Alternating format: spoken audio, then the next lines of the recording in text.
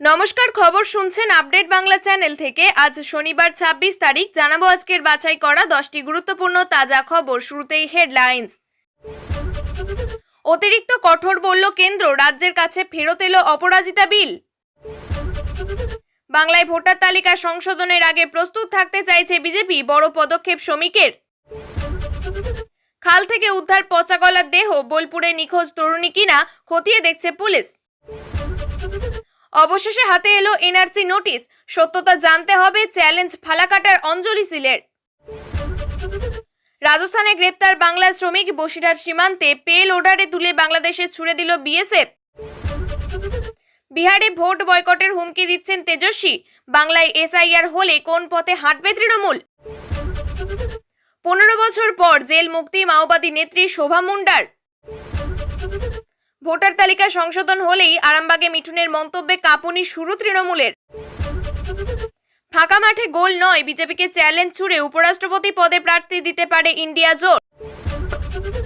বর্ষা গিলে খেয়েছে রাস্তা, প্রাণীর পরোয়া না করে মানব ব্রিজ হয়েই সুখবিন্দর এবং গগনদীপ উদ্ধার করল 35 পড়ুয়াকে। এবার আসছে বিস্তারিত খবরে।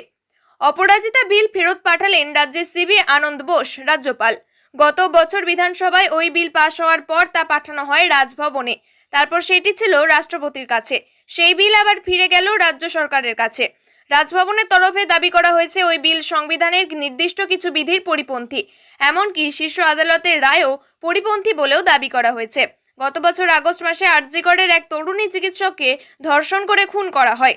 এরপর বিধানসভায় বিল পাশ হয়। বর্তমানে যে আইন আছে তার থেকেও কড়া শাস্তির কথা বলা হয় ওই বিলে, তাতেই কেন্দ্রের আপত্তি রয়েছে বলে সূত্রের খবর। ভারতীয় ন্যায় সংহিতা 2023-এর 64 নম্বর ধারা সংশোধনের মাধ্যমে ধর্ষণের শাস্তি বাড়িয়ে 10 বছরের পরিবর্তে যাবজ্জীবন বা মৃত্যুদণ্ড প্রস্তাব করা হয়েছে অপরাজিতা বিলে। কেন্দ্রীয় স্বরাষ্ট্র মন্ত্রক এবং সংশোধনী অতিরিক্ত কঠোর ও অসামঞ্জস্যপূর্ণ বলে অভিহিত করেছেন। বিলটিতে 65 নম্বর ধারা বাতিলের প্রস্তাব করা হয়েছে। এতে 16 বছরের নিচে এবং 12 বছরের নিচে ধর্ষণের শাস্তির মধ্যে যে পার্থক্য ছিল তা মুছে ফেলার কথা বলা হয়েছে। বিল ফেরত পাঠানোর পরেই সরব হয়েছে তৃণমূল। প্রশ্ন তুলে সোশ্যাল মিডিয়ায় পোস্ট করেছেন শাসক দলের মুখপাত্র কুণাল ঘোষ। তিনি লিখেছেন, ধর্ষণ খুনের মৃত্যুদণ্ডকে অতিরিক্ত নিষ্ঠুর সাজা বলে চিহ্নিত করে আপত্তি করল তারা। এটা সত্যি হলে তীব্র প্রতিবাদ রইল। বিহারে ভোটার তালিকা সংশোধন ঘিরে চরমে রাজনৈতিক চর্চা। এর মধ্যেই বাংলায় ভোটার তালিকা সংশোধনের কাজ জাতীয় নির্বাচন কমিশন শুরু করতে চলেছে বলে সূত্রের খবর।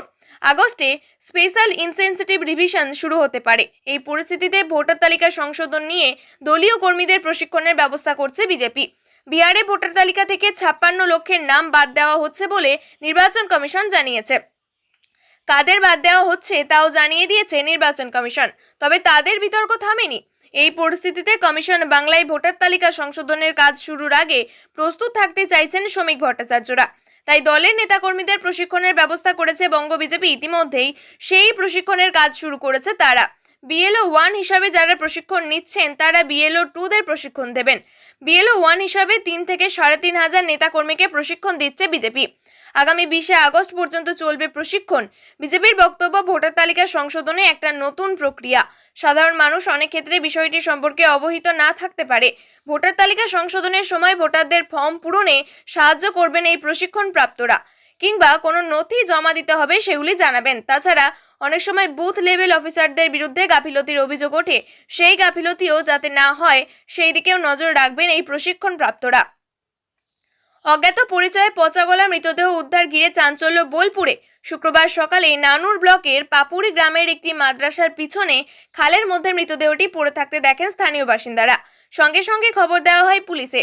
বোলপুর থানার পুলিশ গিয়ে দেহটি উদ্ধার করে বোলপুর হাসপাতালে নিয়ে আসে। তবে মৃতদেহের অবস্থা এতটাই খারাপ ছিল যে সেখানকার মর্গে ময়নাতদন্ত সম্ভব নয় বলে জানানো হয়েছে। দেহটি অন্যত্র ময়নাতদন্তের জন্য পাঠানো হয়েছে। পুলিশের প্রাথমিক অনুমান মৃতদেহটি একজন মহিলার, তবে বয়স, পরিচয় কিংবা মৃত্যুর প্রকৃত কারণ এখনো স্পষ্ট নয়। উল্লেখ্য, গত 19 জুলাই নানুর থানার খালা গ্রাম থেকে নিখোঁজ হয়ে যায় এক নাবালিকা। পরিবারের পক্ষ থেকে থানায় নিখোঁজ ডায়েরিও করা হয়েছিল। বিজেপির বোলপুর সাংগঠনিক জেলা সভাপতি শ্যামাপদ মণ্ডল দাবি করেছেন, খালে উদ্ধার হওয়া মৃতদেহটি নিখোঁজ সেই নাবালিকারই। তার অভিযোগ, ওই নাবালিকাকে নৃশংসভাবে অত্যাচার করে খুন করা হয়েছে। বিষয়টি যেন গা শিউরে ওঠে। যদিও মৃতদেহের শনাক্তকরণ বা পরিবারের পক্ষ থেকে কোনো মন্তব্য এখনো পাওয়া যায়নি। পুলিশ জানিয়েছে, ময়নাতদন্তের রিপোর্ট ছাড়া কিছুই নিশ্চিত করে বলা সম্ভব নয়। ঘটনার পূর্ণ তদন্ত শুরু করা হয়েছে বলে জানানো হয়েছে প্রশাসনের তরফে। স্থানীয় বাসিন্দাদের মধ্যে তৈরি হয়েছে তীব্র চাঞ্চল্য এবং উদ্বেগ।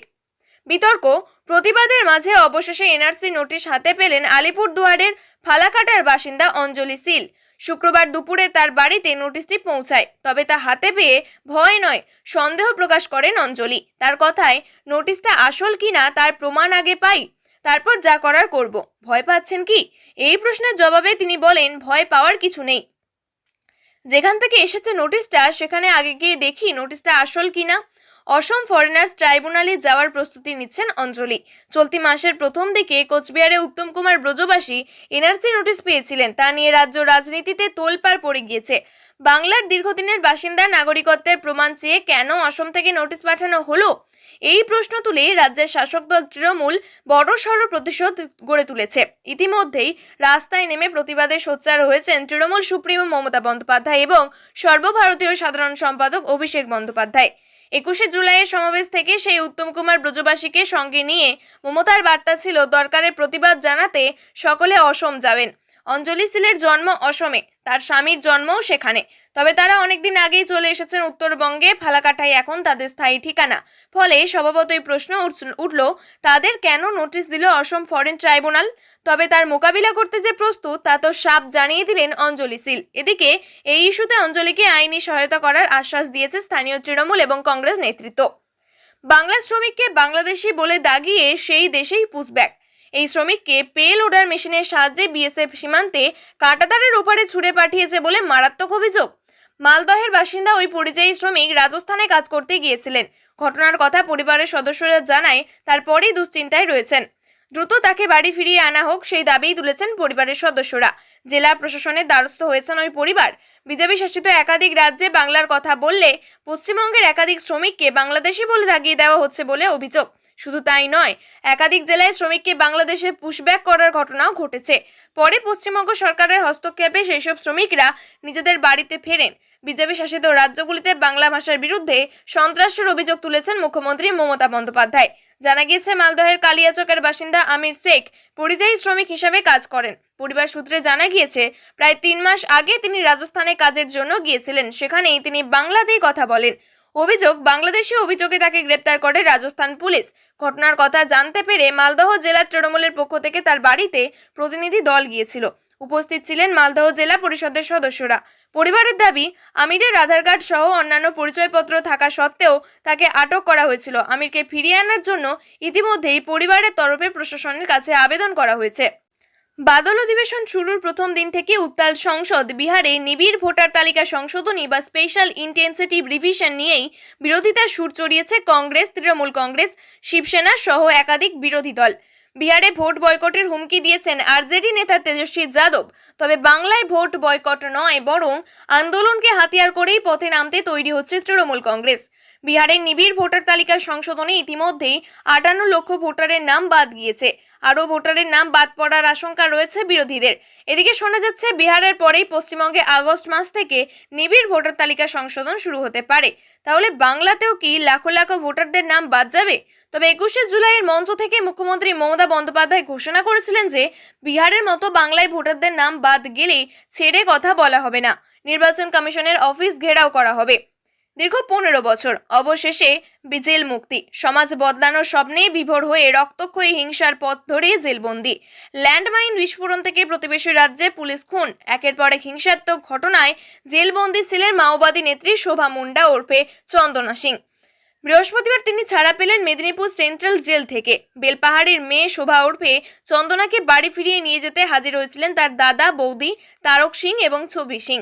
জেল থেকে বের হয়ে শোভা জানান যে মামলায় তার সাজা হয়েছে সেই ঘটনায় তিনি জড়িত ছিলেন না। আগামী দিনে কি করবেন সেই প্রশ্নের অবশ্য কোনো উত্তর মেলেনি। তবে তার দাদা বলেন, 12 বছর বয়সে ঘর ছেড়েছিল বোন, আজ ওকে ফিরে পেয়ে আমরা খুশি। আনন্দের দিন। ঘর ছাড়ার কয়েক বছর পর একদিন জানতে পারি ঝাড়খণ্ড পুলিশ বোনকে গ্রেপ্তার করেছে। এদিন জেলের সামনে হাজির ছিল এপিডিআর এর টিমও। এপিডিআর এর রাজ্যনেত্রী জয়শ্রী সরকার বলেছেন, সমাজ পাল্টানোর স্বপ্ন নিয়ে ঘর ছেড়েছিলেন আদিবাসী ওই তরুণী। বিচার ব্যবস্থার গড়িমসিতে তার জীবনের মূল্যবান 15 বছর নষ্ট করে দেওয়া হয়েছে। শোভার বাড়ি বেলপাহাড়ির মাজুগেরা গ্রামে। জানা গিয়েছে যে রাঁচি উচ্চ আদালতের নির্দেশনামায় গ্রামের নামের সঙ্গে জেলের রেকর্ডে থাকা নামের বানানের অমিল রয়েছে, যার কারণে এদিন সকালে জেল মুক্তির কথা থাকলেও তা হয়নি। মেদিনীপুর থেকে ফের ওই নাম সংশোধন করতে ঝাড়গ্রামের আদালতে যান তারা। ফিরে আসতে সন্ধ্যা হয়ে যায়, তারপরেই জেল থেকে বের হন তিনি। গতকাল থেকে 2026-এর নির্বাচনকে পাখির চোখ করে উত্তর কলকাতায় সাংগঠনিক বৈঠকের পর আজ আরামবাগে পৌঁছে গিয়েছিলেন মহাগুরু মিঠুন চক্রবর্তী। সম্প্রতি মোদীর সভা থেকেই তিনি জানিয়ে দিয়েছিলেন যে এবার বাংলার নির্বাচনে বিজেপির জন্য তিনি ময়দানে ঝাঁপাবেন, আর সেই মমতায় নিজের সাংগঠনিক কাজকর্ম শুরু করে দিয়েছেন মহাগুরু। গতকাল উত্তর কলকাতার পর আজ আরামবাগে দলীয় বৈঠকে যোগ দিয়েছেন তিনি, আর সেখানেই ভোটার তালিকা সংশোধনের বিষয়টি নিয়ে তৃণমূল এত বেশি করে আপত্তি জানাচ্ছে সেই বিষয় নিয়ে তৃণমূলের কাঁপুনি ধরিয়ে দিলেন মহাগুরু। বর্তমানে শুধু রাজ্য নয়, জাতীয় রাজনীতি এবং সরগরম বিহারের SIR নিয়ে। পশ্চিমবঙ্গের শাসক দল তৃণমূল কংগ্রেস আশঙ্কা করেছে যে নির্বাচন কমিশন বাংলায় ভোটার তালিকা সংশোধনের পথে পা বাড়াতে পারে, আর তা যদি হয় তাহলে অনেক ভুয়ো ভোটার যা পশ্চিমবঙ্গে রয়েছে, যাদের জন্য আজকে তৃণমূল ক্ষমতায় রয়েছে, তাদের নাম বাদ যেতে পারে। আর তাদের নাম যদি বাদ যায় তাহলে যে তৃণমূলের এই ভুয়ো ভোটারদের কাজে লাগিয়ে ক্ষমতায় আসার স্বপ্ন, তাতে যে জল পড়ে যাবে তা বুঝতে পেরেই নির্বাচন কমিশন নির্বাচনী প্রক্রিয়া স্বচ্ছতা আনার উদ্যোগ তার বিরোধিতা করতে শুরু করেছে তৃণমূল। আর এই সমস্ত প্রশ্নের মাঝেই নির্বাচন কমিশনের ভোটার তালিকা সংশোধন প্রক্রিয়াকে স্বাগত জানিয়ে তৃণমূলকে বড়সড় ধাক্কা দিলেন মিঠুন চক্রবর্তী। কোনোভাবেই বিজেপিকে ফাঁকা মাঠে গোল করার সুযোগ দেওয়া যাবে না। পরাজয় কার্যত নিশ্চিত জেনেও জগদীপ ধনকরের ছেড়ে যাওয়া উপরাষ্ট্রপতি পদের নির্বাচনে প্রার্থী দিতে পারে বিরোধী শিবির। সংবাদ সংস্থা PTI সূত্রের দাবি, ফলাফল যাই হোক, রাজনৈতিকভাবে বিজেপিকে কড়া বার্তা দেওয়ার প্রয়োজন বোধ করছে বিরোধী শিবির। একদিকে যখন উপরাষ্ট্রপতি পদ থেকে জগদীপ ধনকরের আচমকা ইস্তফা দেওয়ার বিতর্ক চলছে, তার মধ্যে নতুন উপরাষ্ট্রপতি নিয়ে অঙ্ক কষা শুরু করেছে শাসক এবং বিরোধী দুই শিবিরই। প্রাথমিকভাবে শোনা যাচ্ছিল এবার উপরাষ্ট্রপতি পদে NDA শরিক দলগুলির কোনো বর্ষীয়ান নেতাকে বসানো যেতে পারে, কিন্তু বিজেপি সূত্র সেই সম্ভাবনা খারিজ করে দিয়েছে। সূত্রের দাবি, উপরাষ্ট্রপতি হিসাবে এমন কাউকে বাছা হবে যিনি বিজেপির মূল ভাবধারার সঙ্গে সম্পৃক্ত। সচরাচর উপরাষ্ট্রপতি বা রাষ্ট্রপতি নির্বাচনের শাসক বিরোধী ঐক্যমত্যে পৌঁছানোর চেষ্টা করা হয়, সরকারের তরফেই সেটার উদ্যোগ নেওয়া হয়। তবে সরকারের পক্ষ থেকে এখনো উপরাষ্ট্রপতি নির্বাচন নিয়ে বিরোধীদের সঙ্গে যোগাযোগ করেনি বলেই খবর। মানবতা এখনো বেঁচে আছে, তারই হয়তো প্রমাণ দিলেন সুখবিন্দর এবং গগনদীপ। লাগাতার ভারী বৃষ্টিতে ধুয়ে মুছে সাপ রাস্তা, মাঠের মধ্য দিয়ে বইছে জলের তুমুল স্রোত। এদিকে স্কুল যে ছুটি হয়ে গিয়েছে, ছোট ছোট বাচ্চারা অপেক্ষা করছে বাড়ি যাওয়ার। তাদের পৌঁছে দিতে মাটিতে শুয়ে পড়লেন দুইজন। রাস্তা নেই তো কি হয়েছে, তারা নিজেরাই রাস্তা হয়ে উঠলেন খুদে পড়ুয়াদের কাছে। পাঞ্জাবের মোগা জেলায় 35 জন স্কুল পড়ুয়াকে এইভাবে উদ্ধার করলেন দুই ব্যক্তি। সোশ্যাল মিডিয়ায় ভাইরাল এই ভিডিও।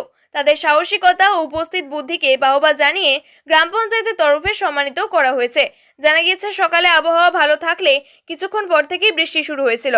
সকাল 10টা নাগাদ স্কুলে রেইনি ডে বলে ছুটি দেওয়া হয়। বৃষ্টির মধ্যে পড়ুয়ারা বাড়ি ফিরছিল এমন সময় গুরুদ্বার থেকে ঘোষণা করা হয় যে সামনের রাস্তায় ধস নেমেছে।